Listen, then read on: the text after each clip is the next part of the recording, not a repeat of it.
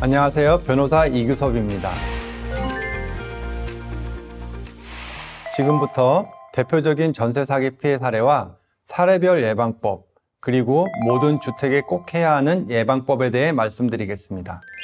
대표적인 전세 사기 피해 사례의 첫 번째는 선순위 임차 보증금이 많은 다가구 주택 또는 공동담보가 많은 다세대 주택과 오피스텔 피해 사례입니다.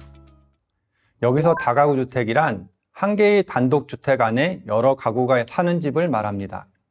부동산 등기부 등본상 주택 내 개별 호실별로 등기가 되어 있지 아니하고 호실 구분 없이 건물 전체가 하나의 등기로 되어 있습니다. 여러 가구가 거주하는 건물의 집주인이 그 건물에 있는 모든 임차인과 임대차 계약을 맺고 있죠. 한 명의 임대인에 대해 여러 가구가 각각의 임차 보증금을 내고 입주해 있는 건물입니다.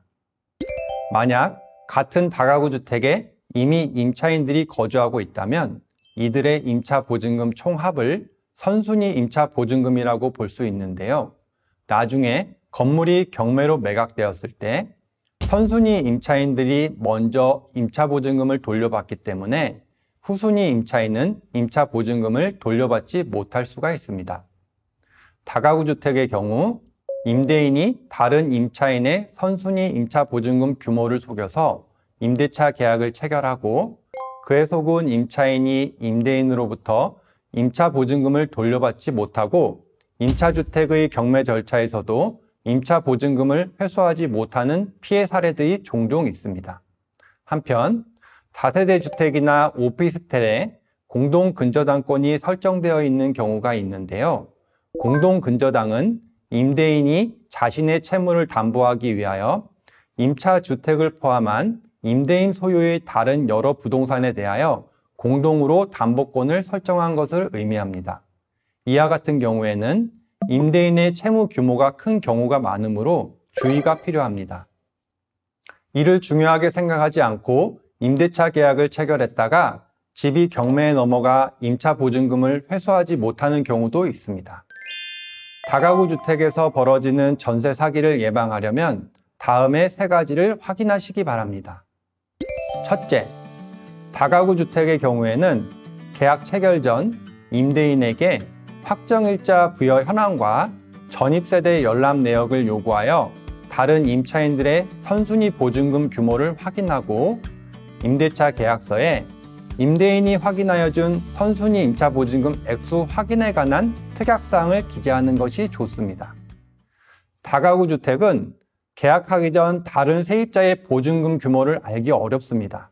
따라서 반드시 임대인의 동의를 받아 계약 전에 선순위 임차 보증금 규모를 확인해야 합니다. 임대인이 거짓말할 경우를 대비해서 임대차 계약서에 특약사항을 기재하는 것을 추천드립니다.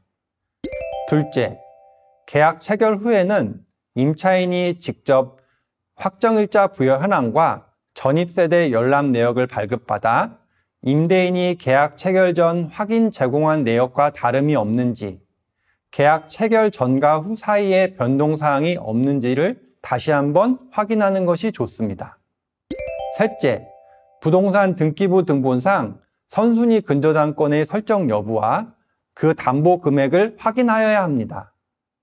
선순위 근저당권이 설정되어 있는 경우에는 임차주택의 경매 시 해당 근저당권자가 근저당권 설정 이후에 우선 변제권을 확보한 임차인보다 우선하여 배당을 받을 수 있기 때문입니다. 이와 같은 방법으로 임차주택에 대해 설정된 선순위 근저당권의 담보 금액과 선순위 임차 보증금의 규모를 계산하고 이를 임차주택의 시세와 비교해보면 임차주택이 경매될 경우의 임차 보증금 회수 가능성을 어느 정도 가늠해 볼 수 있습니다. 대표적인 전세 사기 피해 사례의 두 번째는 신탁된 부동산에 대하여 신탁회사의 동의 없이 임대차 계약을 체결한 경우입니다. 여기서 신탁이란 임대인이 부동산을 담보로 대출을 받거나 부동산에 대한 관리를 맡기기 위하여 부동산의 소유권을 신탁회사에 이전하는 것을 의미합니다. 부동산 등기부 등본상 임대인이 신탁회사 신탁계약을 체결하여 부동산의 소유권을 신탁회사에 이전한 내역이 기재되어 있다면 그 부동산의 소유권은 임대인에게 없으므로 함부로 임대인과 임대차 계약을 해서는 안 됩니다. 신탁 등기가 된 집은 임대인과 임대차 계약을 체결할 때 반드시 신탁회사의 동의를 받거나 신탁회사와 직접 계약해야 합니다. 만일 신탁회사의 동의 없이 계약을 한다면 부동산의 소유자인 신탁회사에 대하여 임대차 계약상 권리를 주장할 수 없게 될 수 있습니다. 이에 입주하고 나서도 남의 집을 불법 점유하는 것으로 여겨져서 신탁회사로부터 퇴거 또는 주택 인도 요청을 받을 수도 있습니다. 또한 신탁 부동산의 경우 신탁계약상 신탁회사가 아닌 임대인이 임차 보증금을 반환하도록 정한 경우가 대부분인데, 이 경우 신탁회사의 동의를 받아 임대차 계약을 체결하였다고 하더라도 임차인은 신탁회사에 대해서 임차 보증금 반환을 청구할 수 없고, 신탁회사가 제3자에게 임차주택을 처분하거나 임차주택이 경매로 매각된 경우에는 임차인은 임차주택의 매수인에게 대항할 수 없고 임차 보증금을 반환받지 못한 채로 임차주택을 비워주어야 하는 상황이 될 수 있습니다.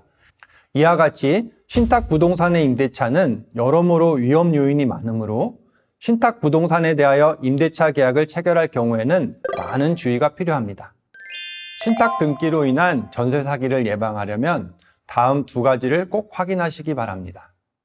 먼저 부동산 등기부 등본 확인하기입니다.